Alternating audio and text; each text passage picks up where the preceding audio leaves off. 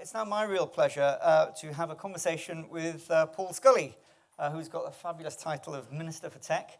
Paul, thank you for joining us. Another week, another Tech UK conference, another Tech UK report. We saw each other a couple of weeks ago talking about kind of geopolitics of tech and international trade. I think we've got about 20 minutes or so to really kind of get your sense, I suppose, of obviously very interested in your role and your perspective on UK tech, how technology is sort of powering the rest of the economy, but also how we're doing in terms of sort of driving tech policy, not just through DCIT, but also kind of more widely across the government. Before you arrived, I was sort of singing the praises of the establishment of DCIT. From our perspective, it's really great to have a department right at the heart of government with a very, very clear remit around technology. And you've had this incredibly energetic sort of first sort of 100 days of not just getting up and running, but actually doing lots of stuff. Curious about what that's felt like and how that's felt from your perspective. It's been a really good, and it's wonderful to be here with you, Anthony, and everybody. It's been really exciting. I mean, it is the most exciting part of government at the moment. You've got all this high energy, high power, high value sector, and we've got a great groundwork, a foundation to build on. It's the, only the third country to reach $1 trillion ecosystem. It's got more unicorns than France and Germany here in the UK. 8 cities around the UK have got 2 or more unicorns in it. So it's not just in London, although obviously London remains that shop window and that powerhouse. And we celebrated the 100 days of DCIT not that long ago, and it does feel a bit of a whirlwind. But that's for us making a noise, getting ourselves organised, getting that sharp focus. We also had the Silicon Valley Bank implosion in the middle of that, which I thought actually the response to that hopefully shows you what that sharp focus can bring. I was just saying to some people this morning, another area of sharp focus is because I was in DCMS before, Culture, Media and Sport, and my colleague George Freeman as the Science Minister was in the old BEIS Business Department. I used to, last year I might have had some of you in a reception in a room up the road when I had to excuse myself because I had to go for dinner with Dell. And they said, "You're going for dinner with Adele." I said, "No, it's Dell. It's very much of a technology focus. We don't get that confusion anymore." So, but we've had the science and technology framework with £370 million worth of new money. We've had the AI white paper going out as well, along the semiconductor strategy, 2 of the 5 priority technologies for us, and including 2 obviously massive bits of legislation, the Online Safety Bill, which I'm finishing off. Although Michelle Donnellan's in the maternity leave, she's still cradling baby Noah with one hand, and talking about some of the amendments that are coming up in the Lords in the other, with the phone in the other hand. And we've got the Digital Markets Bill coming up. So this is a way of making sure that we can get challenger tech progressing. I talked about high energy, high growth. We want to make sure that businesses can feel that they can become big, that can scale up and stay here in the UK, and have a level playing field in this digital age. Can I ask, in terms of DCIT, in terms of DCIT's sort of where it sits in government, its relationship with other departments, is there a difference in terms of the DCMS experience versus the DCIT experience in terms of getting the message and the purpose across? Yeah, I think there is. I suppose there's a few things. You've got the most tech-friendly, the most technological Prime Minister you're ever going to get, frankly, and Rishi Sunak, given his background. So, he's really keen to lean in himself, and boy, does he read all the detail, and he's all over the detail of what we're doing. There is a sense of urgency, not least because, I know you've been talking about AI in the panel previously, but that's going at a rate of knots. That's developing in weeks, not years, as usual. Semiconductors is going to be powering the world, powers all of that. And so we've got to get on that ground floor, moving up now. And so there is a real sense of urgency. So we've come together that we are able not only to show a new way of working in government, I think, but making sure that we can permeate that learning across government. Part of that, we're already talking about how we can have more people come out of the department into the sector itself second into the sector, how we can have more people coming from the sector to be seconded into the department, because we want to do this with you. You are the guys that create the wealth. You are the guys that create the opportunity and ground those opportunities. We are here rolling the pitch for you. So it's the sense of how we can have that joint working, whether it's on AI regulation and the consultation that's out at the moment, and shaping that together, whether that's the Digital Skills Council that I co-chair with Phil Smith from IQE, that we can co-create solutions together. I think that's that sharp focus that I was talking about. It's that real interesting and exciting way of working. Yeah. In my opening remarks earlier, I was a little bit critical of the way in which we've sort of fallen into the habit, I think, in the UK of slightly sometimes talking in cliches around technology. So, there's the science and technology superpower. There's, the sort of unicorn nation thing. I mean, I get why in political communication kind of slogans matter and so on. But I think there's sometimes a sense of that can distract from the actual delivery. But, in terms of how you think government's doing on delivering its ambition to be this science and technology superpower, where do you think we are today, and where do you think we need to really kind of go next? So I've talked about the science and technology framework. I've talked about the money that's coming in. I've talked about the digital skills. I've talked about our ambitions which is what we've got to deliver on now, about R&D spending, both from government and also and academia, but also leveraging more private sector R&D. So for us now, I think we've got all the pieces in place, and those 100 days have allowed us to reposition them in the department, as well as getting our emails together and our technology, because there's nothing worse than having a tech minister with the technology falling over in internal movements. We've got that in place now. I was at a round table around the corner just earlier on, when you've got people talking about exascale computing, people talking about other areas of technology, where Germany is stealing a march, America is stealing a march, Japan's stealing a march. I would challenge some of that thinking, but without being complacent. Because actually, now we've got everything there, we are ready to turbocharge this. So what we now need to do is to properly work at speed to deliver.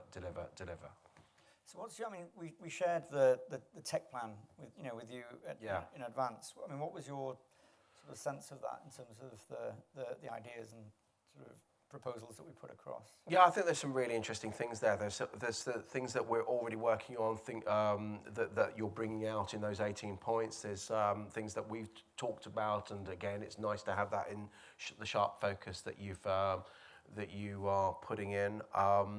And I think it does help future-proof our work, actually, what you've suggested there. It'd be really interesting to see what you were talking about, the more detail on things like the scale-up sprint, for example, how we can use our convening power. I think I'll always use the 3 tranches of how I work. Some of you may have heard this before, that although I subscribe to Ronnie Reagan's 9 most feared words of the English language, I'm here from the government and I'm here to help.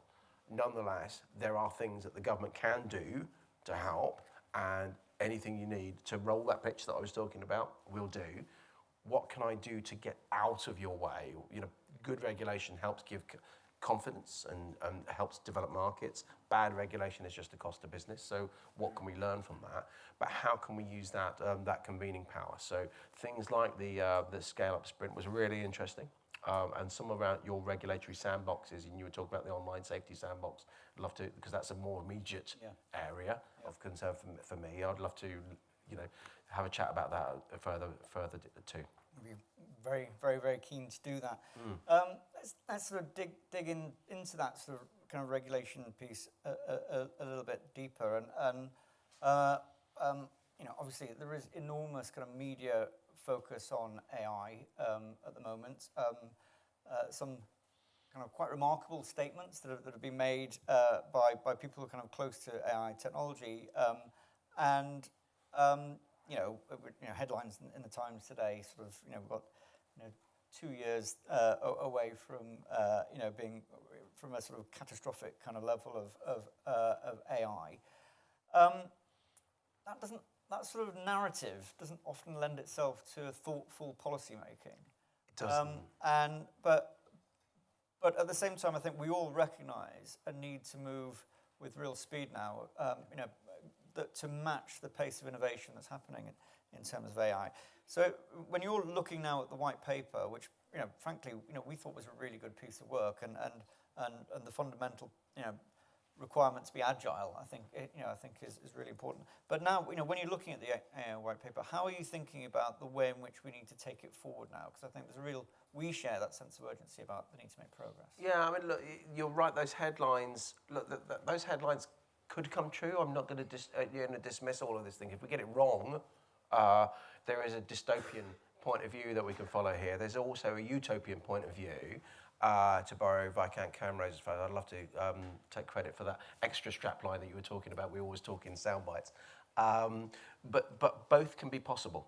So, and if you're only talking about the end of humanity because of some rogue Terminator-style scenario, you're going to miss out on all of the good that AI is already functioning. How it's mapping proteins to help us with medical research, how it's helping us with climate change, all of those things it's already doing and will only get better at doing if we don't get this right.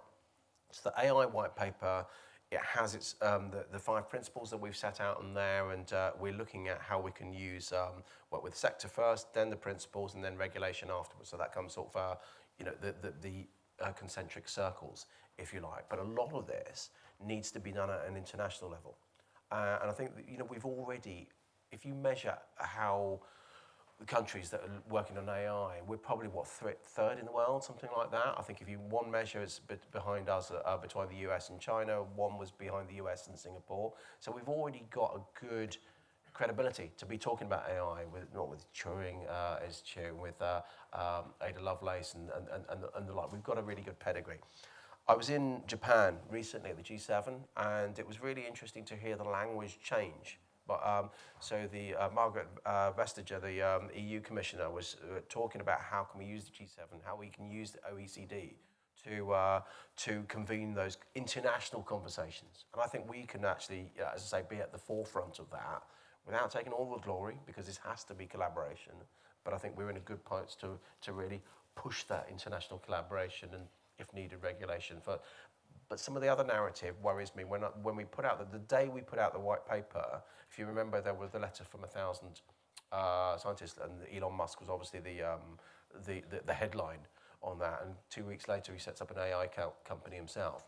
We've got to be really careful that the narrative there is not just dystopian, but also not for one individual, one corporation, or whatever to try and gain market advantage. It has to be that slightly, we have to take a breathing space and making sure we're getting this right for the whole of society as well as the benefit of the sector.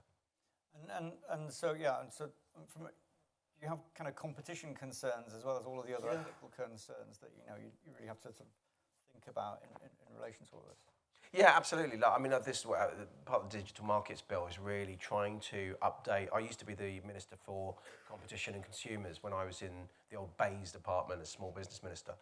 And you have this sort of analog competition regime, which works well largely for traditional companies. Problem with technology is that the damage can be done really, really quickly, and remediation needs to therefore happen really quickly. And that's why we're having a more flexible, proportionate approach with the Digital Markets Bill. So challenger tech can actually still have a really good pathway to become big tech. Now, I know that there's some of the bill that's rubbing along in a difficult place for those the big companies already. This is not to bash big tech in any way, shape, or form, because the whole benefit of conglomeration of data about the cross pollination of some of these big companies into every parts of our life makes it really convenient for us as consumers.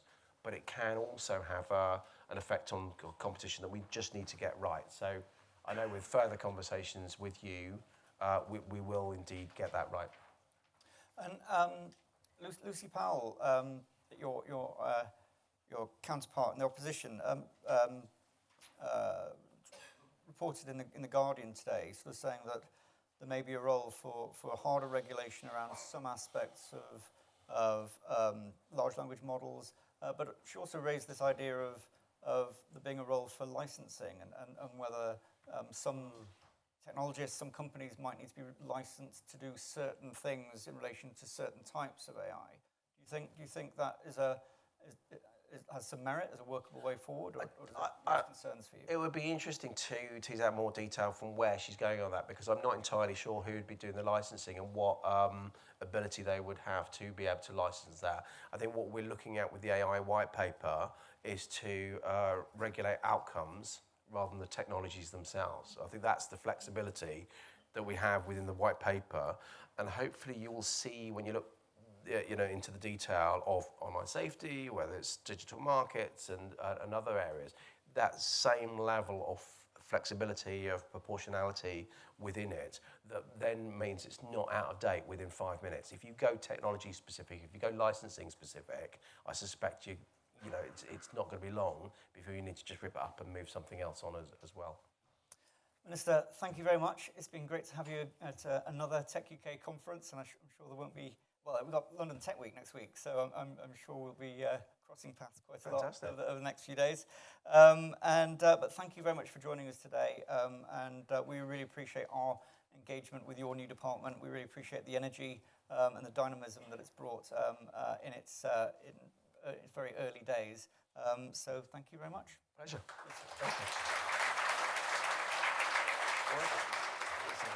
Cheers.